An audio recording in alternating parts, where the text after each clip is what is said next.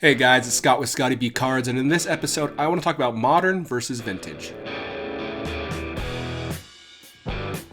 Modern versus vintage. This is a relatively big topic in the hobby right now, as a lot of people are transitioning their collection to vintage cards. They're selling a lot of their modern and they're getting vintage. So I want to discuss this conversation, talk about how I feel about vintage and modern and ultra modern and prospecting and all these things. Silver Jackify Joe, he made a video about this and discussed why certain cards of his appreciated and depreciated over the year. All of his vintage went up, all of his modern went down. And I wanted to talk about that and talk about how you can still make modern a good investment, but just the right way to look to buy, and to discuss that. So I appreciated Silver Jackify's video, but I'm going to just talk about my personal take on the vintage versus modern topic. So let's just jump right into it. Know how long you want to hold. People who collect modern generally do so because they like to speculate on the players' careers. They like to think about how the player is going to do. They want to be involved in the game every single day or every single week if you're a football collector. It helps you be more involved because you have actual value tied to the performance of the players. While vintage is more of like a fine art, it will appreciate slowly and mature gradually for the next however long. And that's been different the last little bit because as we're coming off of a historical high for modern, vintage is going up, which makes sense as people who still want to be in the hobby are transitioning a lot of their money and cards into these other vintage cards. So let's just discuss what we want to do. Knowing what to hold for how long can be important. For modern, there are times to sell. For prospecting, there is an exact time you should sell and you should buy. And for vintage, it's just one of those things. If you want to hold a card for a long time and not pay attention to it, it's a better option. On top of that, vintage is more unique. People say that the modern cards now look better, but the art of vintage is one of those things that just screams nostalgia and screams that era that was a little bit more simpler and when cards weren't just for profit. So there's a lot of things that are really attractive about vintage. But like I said, historically, vintage increase over time like fine art. And this is a little bit different right now because they're going up and up and up, but that's just a great movement towards vintage. I personally think that will slow down slightly. I think vintage will still appreciate. I don't know how long. It could be 5 years. It could be 10 years. And then it will slow down again as cards fizzle out a little bit. It's just a natural cycle of what's popular at the moment. And right now in the off season for baseball collectors, vintage usually goes up and modern usually goes down. That's just the natural process of things because we're not paying attention to modern since there's no games to really help us enjoy the modern cards. And let's discuss prospects real quick. Prospects. When the cards come out, a Marcelo Mayer first Bowman Chrome autograph that came out on December 31st of 2021 is selling for $500 to $700, a base Chrome autograph. If you pull that card, now is the first predictable time to sell. The next is when he starts getting close to his debut. When he gets close to his debut, that card is going to go back up. It's going to drop probably to like $300, and then it will get higher and higher, probably to around $1,000 when he gets close to his debut, and then it will drop again, and then as he performs well in the big leagues, it'll go back up. It's just an up and down cycle, and you need to know when you're holding these prospect cards, they're not something you should hold forever because they're not going to give you the long-term return you're looking for like vintage would. So prospecting can be one of the very best ways to make money in the hobby. It's risky just because if the prospect doesn't play well, you could lose money, but if it's a top prospect, you believe in them, there's a really predictable pattern that happens. We see it with Bobby Witt Jr., we see it with Julio Rodriguez, we see it with Wander Franco, we see it with everybody who basically is a top 10 prospect getting close to the big leagues right now. And it's stronger now than it's ever been, and it's a little bit confusing right now. And I have a whole nother video I'm releasing later this week on this topic, but it's something that you can pay attention to, and that's how you know you want to hold prospects. And now let's discuss modern. Let's discuss Mike Trout. Let's discuss Mookie Betts. Let's discuss Clayton Kershaw, for example. These veterans generally hold their value through their prime and regain their value after they are inducted to the Hall of Fame. And that's a really big oversimplification of what actually happens with veterans, but my point is, generally speaking, once a player, let's say Mike Trout or Juan Soto between 2018 and 2020, he was expensive, but he wasn't like he is now. There's usually a path. You can see him go up and up and up. Juan Soto is going to be great for the next few years, in my opinion. And as he's great, his cards will be higher now than they're going to be 15 years from now. And then once he gets to the end of his career, like Albert Pujols is right now, they'll start to drop slightly. And then once he retires, they'll start to go back up again as he approaches the Hall of Fame. And this is another pattern that's been in the past, so it could completely change. Like the vintage pattern is changing right now, but it's just one of those things. If you collect modern, don't get discouraged if you have an all-time great like Trout in your collection and all of a sudden his stuff starts to drop a little bit. That's completely something you should expect. Look at Ken Griffey Jr. His stuff dropped a lot as he was with Cincinnati Cincinnati, partially because he wasn't with the Mariners anymore, and once a player switches teams, their cards drop. That's a very similar thing. Look at Arenado, look at Goldschmidt, all their cards drop because they aren't with their primary team. Even Lindor, I think he's going to be hurt by that even though he's in a bigger market. They're just one of those things, when you watch a homegrown kid, you tend to want to have their cards. I feel the same with Arenado as a Rockies fan. I have a lot of his cards, and I'm more likely to sell them now than when he was with the Rockies because I just don't get to see him every day. I guess I can go watch, MLB Network or MLB TV, but my point is I don't see him for my favorite team every day. It's important to have a little bit of everything, because if you have a little bit of everything, you're going to be okay. A little bit of prospects, a lot of vintage, and a lot of modern. That's kind of the way I do it. A little bit of each category, so that way you have long-term, short-term, and mid-term completely covered. And if you do that, then your collection is going to appreciate well. While some things are going up, other things will be going down. It's just kind of how primary investments work. Now let's discuss what makes vintage so special for baseball cards. Vintage is awesome. I love vintage. I don't have a ton. The reason I'm back in the hobby is because I found my dad's vintage when I was probably 7 or 8 years old, and I looked through it and it was super cool. And he told me the history of Willie Mays and Hank Aaron and Mickey Mantle, all these players, and he had a ton of great cards, and he still does. That's kind of what got me into it. And vintage is very specific to baseball. You look at vintage in basketball and football, and it's just not the same. And the reason is because baseball does not change as much as basketball and football. Yes, we know Babe Ruth didn't play against a lot of people because of the racial tensions at the time, but regardless, he still has amazing numbers that we can compare to today's game just because of metrics like OPS plus, WRC plus, home runs still count, RBI still count, batting average still counts. All these things are so easy to tell versus, 1980 and then 1990 and then 2020. We can really compare all-time greats versus modern stars, which is awesome. And that's why vintage carries such a premium. If you look at basketball, the vintage, look at George Mikan, for example. People say George Mikan wouldn't even play in the NBA today. People look at Bob Cousy. It's the same story. You hear the argument with John Stockton, even though he played in the 90s and 2000s. But my point is, it's just one of those things where it's not the same sport. Wilt Chamberlain played in a very different NBA than Steph Curry is playing in right now. And because of that, vintage is harder to really buy in other sports. And that's just my opinion. There might be no truth to it, but that's how I feel about vintage and why baseball is so different. Basketball and football have evolved so much that it's just not straightforward anymore.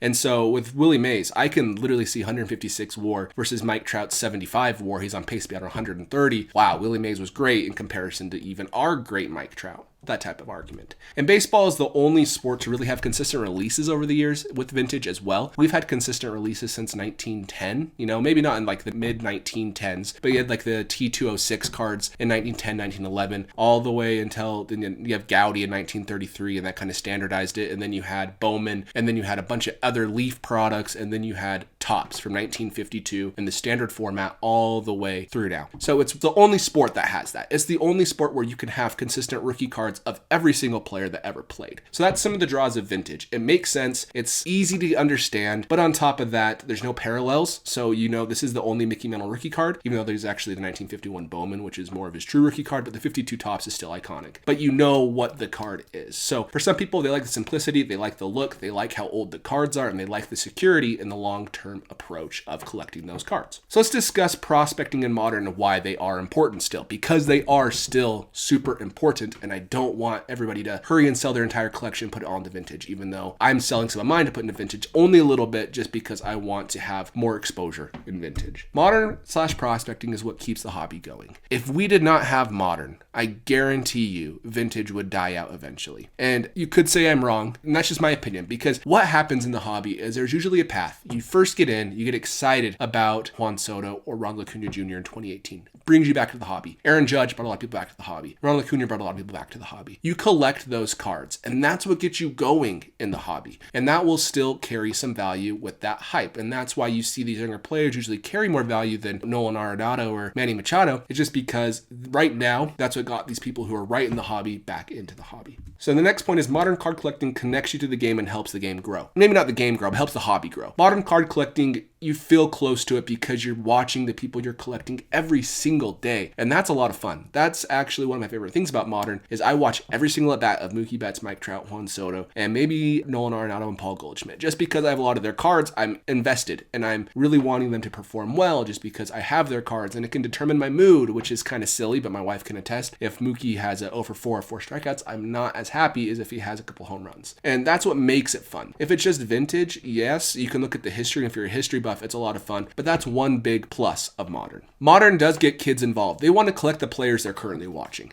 This is something that is obvious in baseball. If you look at any kid's collection, and I know there's circumstances. For me, vintage got me back into it, but I immediately went out and was looking for Alex Rodriguez, or I was looking at LeBron, or I was looking at Carmelo Anthony. Actually, I was a Jazz fan. Well, I still am a Jazz fan. So I was looking at Darren Williams and Carlos Boozer. Too bad they didn't have a better player because I had a lot of their cards. But regardless, that's kind of where kids get into the hobby. And so just to eliminate Modern and say its value in the hobby is not as important is probably a mistake. And I think it's one of those points where it's just a stepping stone in furthering the hobby. And Modern shouldn't be neglected or talked down on because of that reason, in my opinion. Prospecting is also a form of sports gambling, which I think is good and bad. Bad because gambling can lead to addiction and loss, but overall good because it's a different alternative, and that's one reason people like the hobby. So that's very unique to baseball as well, with actual prospecting. You can also make it fun when you go watch minor league games. I'm from Idaho Falls, Idaho, so I have the Chuckers. I had the Chuckers. They're gone now. But regardless, I was able to go watch the Chuckers all the time. Billy Butler played for the Chuckers. That's how he's a family friend. You can see in the background.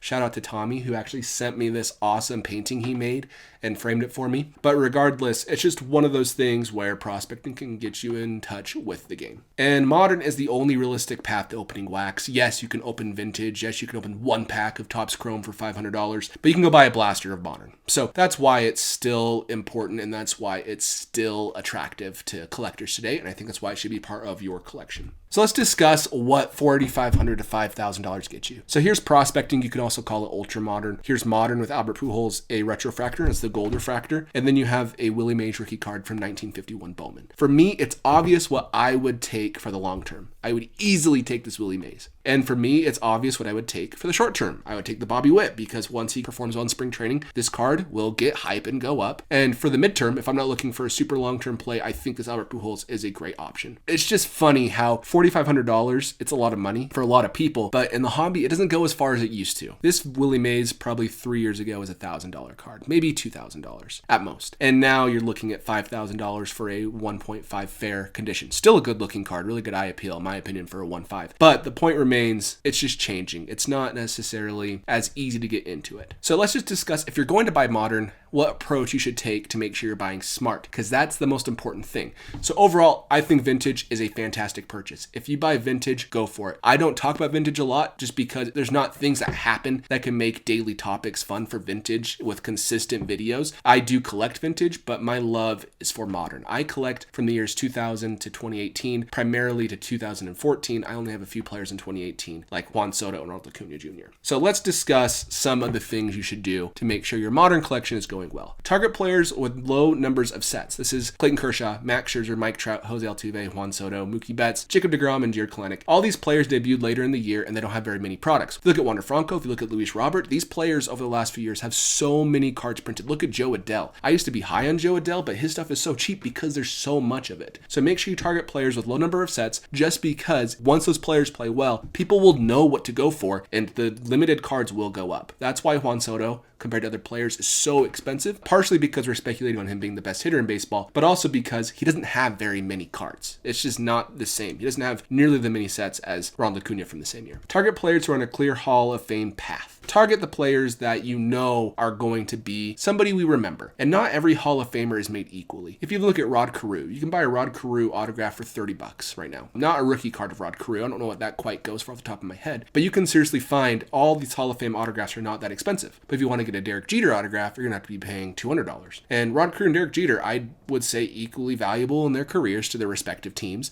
but Rod Carew wasn't as flashy as Jeter. So that's why you want to pay attention and buy the most popular Hall of Fame caliber players from each era, just because they'll continue to carry value, like Trout, Betts, Harper, Pujols. All these players are pretty good. You get my point. And target players who debuted and succeeded at a young age. That sounds so obvious, but that is vital. If you're looking to buy any young player like Juan Soto, Ronald Acuna, Luis Robert, anybody, Wander Franco is the example why I'm high on him. He's debuting at age 20. This is his age 21 season. We have a full year. That's so impressive, because you look at Paul Goldschmidt, he debuted at age 24. Well, his first full year. And because of that, he has a harder Hall of Fame case because because he missed 3 years of playing when he was younger and relatively closer to his prime than he is now. So if you want to have a player who you want to buy now and hold for a while, make sure you're targeting someone who debuted at a young age. Target the right set and the right parallel. I've done multiple videos on this. I don't want to spend too much time, but Topps Finest versus Topps Chrome. Topps Chrome will always be better. If you look at Topps Chrome versus Topps Chrome Sapphire, Sapphire will always be better. There's a tier. If you want to look at a Topps Chrome rookie autograph versus a Bowman Chrome first autograph, Bowman Chrome first autograph is the clear number one. And so target the right thing. And if you want to target an actual parallel from like the Topps flagship, for example, like this Trout over here, and now the modern sets, we have like the cracked ice and all these different things. The gold out of 2020 will go for more than the gold foiled out of like 600. Not numbered, but that's what the print run is, 600 to 700, even though it's less rare. It's just because it's consistent. If you look at the black versus the Mother's Day, the black's been around since 2005. So that's the one you go for. The Mother's Day's been around since what, 2017, maybe 18. So that's just the importance of buying the right card. Low pop is your friend for grading if you look at the PSA Pop Report or BGS Pop Report, but it's not everything. I think that's one thing we fall into, but it is important for like the single cards. You want to make sure you're looking at like the base cards. You want to look at the Pop Report because a Mike Trout 2011 Topps Update base is not the same as a Juan Soto 2018 Topps Update base. So you want to target the Topps Update Gold for Juan Soto if you can afford it, because that's the card that's going to appreciate since it's so much more scarce than the base cards. It actually puts a premium on the gold because you know the scarcity and value.